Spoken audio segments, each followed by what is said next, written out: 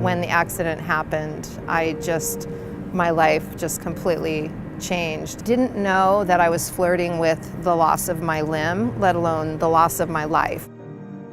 I was going to the lake with my daughter and her friends. I was coming over the wake and I caught an edge and my foot didn't release from the boot, and so I felt a pop. When Bev initially presented to the hospital here, she actually had a very severe injury.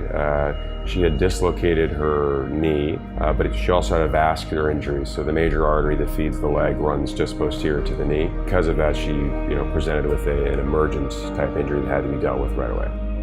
It was pretty slim of a chance that I would be able to save my leg, that I was lucky to be alive.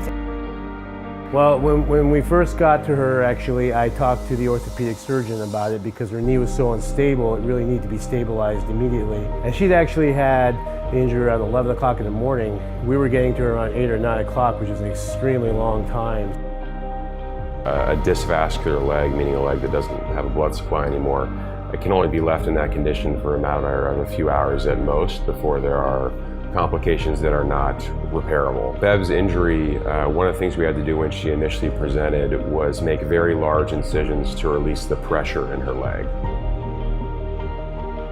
What normally would take me about 4 hours took 6 hours because of the extent of the separation of tissues and muscles and extreme amount of bleeding and hematoma and everything that was back there. By the time I finished, it was 6, 7 in the morning.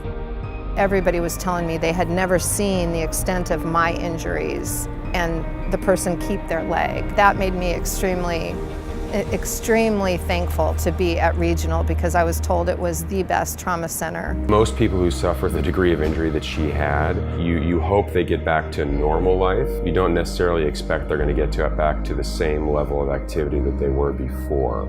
Well, I definitely feel that the staff at Regional was extremely caring and very empathetic. Dr. Tay would come in and sit down at my bedside. Like, I'll never forget that. Yeah. Well, I'm doing better. You look really good. I know, yeah, but I always cry when I see you. Having someone come back and thank you for taking good care of them is a real reminder of sort of what motivated you to go into this in the first place, which is to make people's lives better.